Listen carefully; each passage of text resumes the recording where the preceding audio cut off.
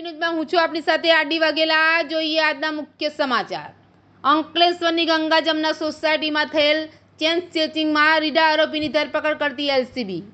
અંકલેશ્વર શહેરની ગંગા જમના સોસાયટીમાં મહિલાના ગળામાંથી સોનાનું મંગળસૂત્ર તોડી ફરાર રીઢા આરોપીની ભરૂચ એલસીબી પોલીસે ધરપકડ કરી। ગણતરીના કલાકોમાં ધરપકડ કરી સોનાનું મંગળસૂત્ર અને બાઇક મળી ₹1,72,000નો મુદ્દામાલ કબજે કરી વધુ તપાસ હાથ ધરી છે।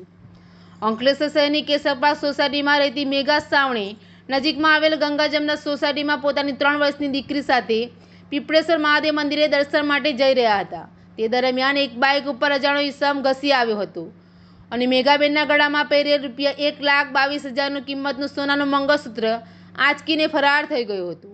આ અંગે મેઘાબેન દ્વારા શહેર ડિવિઝન પોલીસ મથકમાં ફરિયાદ દર્જ કરાવતા પોલીસે ગુનો નોંધીને તપાસ શરૂ કરી હતી। તે દરમિયાન ભરૂચ એલસીબીએ હાથ ધરેલ તપાસ દરમિયાન માહિતી મળી હતી કે અગાઉ થયેલ ચેન સ્નેચિંગના ગુનામાં પકડાયેલા સંદીપ વાલજી ભાનુશાલી આ ગુનામાં સંડોવાયેલો છે અને હાલ જીઆઈડીસીમાં ગોલ્ડન પોઈન્ટ પાસે આવેલ એસવીજી સોસાયટીમાં હાજર હોવાની માહિતી મળી હતી। જે માહિતીના આધારે એલસીબીની ટીમ તેને ઝડપી લીધો હતો।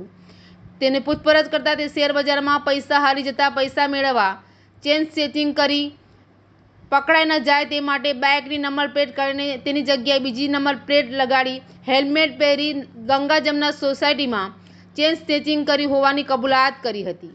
એલસીબી પોલીસે તેની પાસે ₹1,22,000નું સોનાનું મંગળસૂત્ર અને 40,000ની બાઇક અને મોબાઈલ મળી કુલ ₹1,72,000નો મુદ્દામાલ કબજે કરી શહેર ડિવિઝન પોલીસને હવાલે કર્યો હતો। એડી ન્યૂઝ સાથે રિપોર્ટર જયેશ પ્રજાપતિ, અંકલેશ્વર।